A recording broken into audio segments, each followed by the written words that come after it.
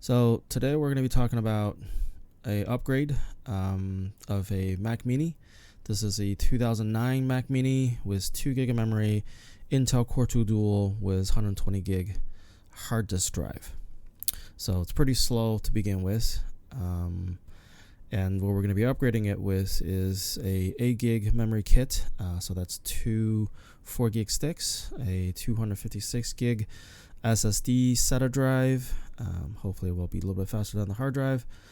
And you need, for the installation, you need a USB drive, which I have El Capitan installed on there. The tools we're going to need are the Jimmy tool from iFixit, and then a spudger. This is actually carbon fiber, supposedly. And then the iFixit, my trusted iFixit screwdriver kit with a bunch of bits and stuff. Okay, so we're going to start. First thing you need to do is flip it over, and then you will need the Jimmy tool to slide into the gaps between the center and the case. And once you have pressed it down far enough, the bottom half will actually separate. Wait till the lens to focus. So what I've been doing is I've been putting some force on the back piece here to hopefully push it out a little bit further, and then slide the Jimmy tool all the way down to unclip the clips on the inside. You kind of want to do this on both sides so that the top part of it will come out easier. Make sure they don't go back and snap back into place. So it may seem like it's a lot of work, but once you get used to it, where the clips are, it's actually not bad. So as you can see, the second attempt didn't actually take that long. Probably spending a little bit more time on trying to get the tool in place. Once you pry one side open, the other it has almost no gap, so it's going to be a little bit harder. But as you can see, you just kind of go down a little bit at a time, and you push it out, and then have your tool at the bottom kind of push the clips inwards. That'll unlock it from the case. As you can see, that's fully opened. We're putting the top cover aside for now. We're going to be focusing on the inside. What you have here are 3 antennas, one Bluetooth Wi-Fi, actually 2 Bluetooth, 1 Wi-Fi, I believe. This one has 2 plastic clips, so you need to just push it in the middle, and that'll come off. Make sure the spring doesn't come off. The other 2 are actually easier. So they're out on spring, and there's just one piece that's holding it in the middle. So you just pull it up on both sides, and then it will actually unclip itself. So as you can see here, it actually come up pretty easily. Make sure the spring doesn't come out. Same thing with the second one as well. Yep, so be very careful. Make sure you don't break those plastic pieces. And then the next part is using the spudger to get rid of the tape that is keeping the antenna cable in place. We'll probably end up reusing that later. And then the following step is to get rid of the screws that's holding the top half and the bottom half. So the four locations are pointed there. You need a Phillips screwdriver or Phillips bit. So then you start unscrewing. They are pretty loose for the most part. I didn't really need to really unscrew them hard to get the screws out. The first 3 are a little bit easier. The last one is sort of at a weird angle where your screwdriver goes inside, sort of underneath the super drive. But that'll come out. And what I'm showing you here is the screws aren't the same length. The last one that I took out that's underneath the super drive is longer. That one goes there only. The other 3 are the same. They go to the other corners. So now that you have the screws out, slowly lift the half, and of course I forgot to disconnect the ribbon cable for the super drive. So now you can unplug it, and then the top half should come off pretty easily now. Yeah, just kind of have to wiggle a little bit, and eventually it will come off. Make sure you don't snap off or disconnect any of the cables. Put them on the side. As you can see, here are the memory modules, and then on the top, flip it over. There's where the normal hard drive is. And so what we're going to do is we're going to focus on the memory modules first. So what's currently there are two 1 gigabit or gigabyte sticks. These are SODIMMs DDR3s. They're pretty easy to come out. And then we're going to be installing the 8GB kit. Speaking of the memory, some of the older Mac Minis of this generation, if the previous user or or if the system hasn't been updated, they may be on an older firmware. You need to be on firmware 1.2 and above to support 8GB of memory. The earlier generation of this only support up to 4GB. But then Apple had a firmware update that'll support up to 8. So this one was a pre-owned, so somebody used it before that actually kept it up to date. So the firmware has actually been updated, so it was able to accept the 8GB kit. So, and then just basically popping it in. I was just double checking. It didn't look like I put it in. Didn't fit it in properly, so I think I ended up reseating it.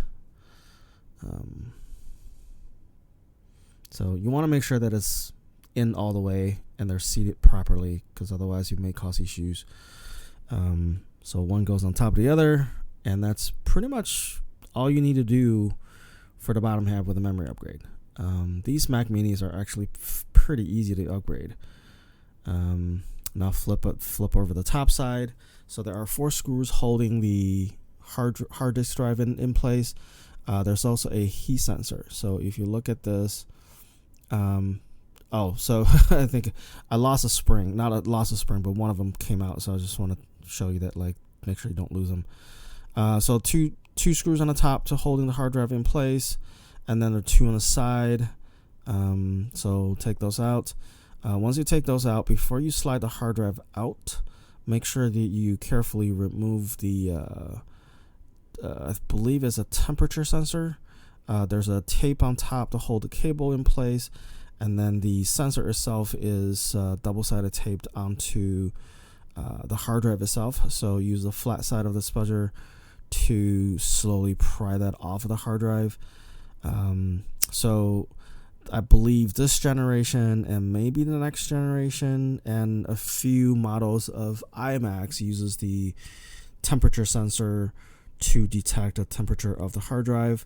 I believe 2013 and on the iMac side, they started using the built-in sensor through Smart to detect the temperature of the hard drives. But this generation, at least in this Mac Mini, they were still using the sensor. So be very careful. Don't disconnect it. One other thing is if you break the sensor or disconnect it, your internal fan may run at full speed. So this is the reason that you don't want to disconnect this. So now you just have to pull the hard drive out to the left. So this sits inside of the slot where the connectors are. The easy way is to get the spudger, the sharp side, to pull on the holes where the screw goes. As you can see, that slides right out. And then take the sensor out of the way. And then lift up the bottom side, and that'll pop the hard drive open. You can just slide it out. So that's pretty easy.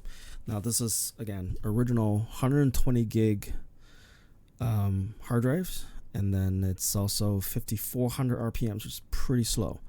What I was pointing at there is there are 2 metal, kind of like springy type of material that are just stick down to the hard drive. One is potentially grounding, and 2 is to cushion the hard drive so they don't really move much. That really make the contact with the case. So what I end up doing is just taking them out and stick them on the SSD. The SSD themselves, I believe, has has some plastic case, so the probably wouldn't really matter. But it was the original part. I just ended up putting it in. Now putting it back, put the SSD back into the slot is a little bit harder, because one is the SSD is thinner than the original hard drive, and two is that the slot that it's in is held by two clips that goes into the two screws on the bottom. If you don't line them up, they won't really go into the SATA and power connector properly. So you need to make sure that it's leveled. I just end up kind of playing with it a little bit, but I think if anyone do this, they could probably get a piece of metal and then bend it so that it goes underneath the hard drive to kind of hold it up. Just make sure the hard drive or the SSD is leveled before it slide into the connector. So I'm just reseating it and make sure that it's flat, and then push it in. You won't really hear a click, but you definitely know that it's all the way in. And then you can see that the connector is actually fully seated into the back of the solid state. So I think I was still kind of struggling, and now you can see that it actually went in. So just double checking. Oh, there it goes. Once it's in, it's really easy. Obviously, it's held in place currently by the connector, but you can put the screw in that'll keep it in place, and it won't really move. So you don't have to worry about things coming out or get disconnected in any way. So again, two screws on the bottom through the bracket or through the two holes or clips, and then the two on the side to hold the SSD or the storage in place. And then I think the following step is to make sure that you have the temperature sensor back on. It probably won't trigger it as often, so just because the SSD will run cooler than the standard hard drives. So this goes back on to the top of the SSD, and also a lot of the newer SSDs, even though their full size was a 2.5 inch hard drives, the solid states tend to only be filled half in that casing, so there's probably nothing on the side where the sensor is. So again, the sensor probably won't trigger anything going forward. I know that I have older SSD that I took apart, and the circuitry on the inside of that case is only filled halfway. So now that we're putting the spring back in and then trying to put the top half and the bottom half together again. Again, when you put it back together, make sure you don't clip or snag any cables or disconnect them. So I'm just kind of putting them on the side. There's a little bit of a gap between the two half pieces, so the antennas will go out that way, and then the other one will stay on the side and then get installed. So just kind of have to wiggle it back in a little bit here and there. Just it'll sit all the way down, and again, try not to clip or disconnect any of the cables. So now it's back on.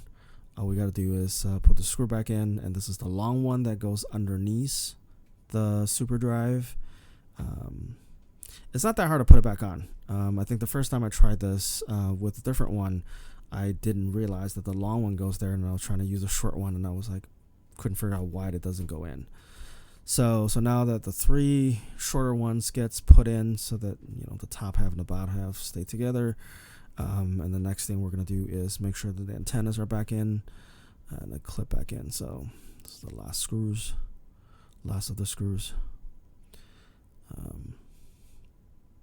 Okay, and then once that's go back on, just making sure it's tight, and then the antenna goes back in. So this one you can just push it down and it'll snap in place. Again, make sure the springs are there. I don't actually know what the spring is for. I'm assuming it's just causing the antenna to not touch any of the metal parts from the super drive. So now that getting rid of that, or opening up that tape and have the cable go underneath that tape so they keep it in place.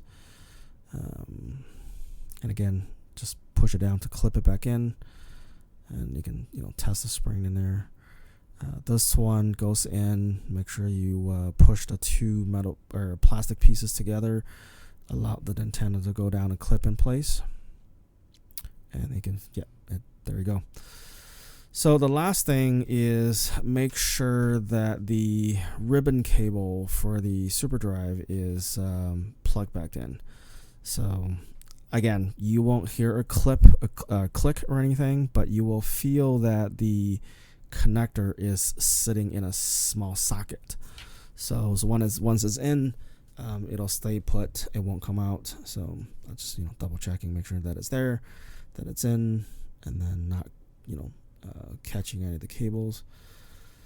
So yeah, that's pretty much it for upgrading the hardware. And then the final step is making sure all the cables are nicely tucked, and then put the cover back on. So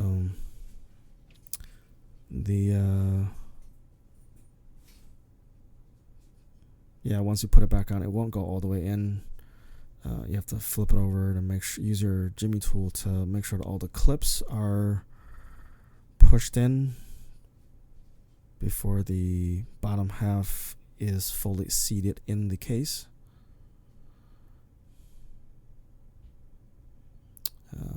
Kind of just have to go around and push that in a little bit at a time. Once they're kind of in, you have maybe, I don't know, 1/4 of an inch of a gap from the backside like this. You can just push it all the way down, and then you will hear a clip, and that'll actually lock everything together. And that's it. That's the hardware upgrade of this machine.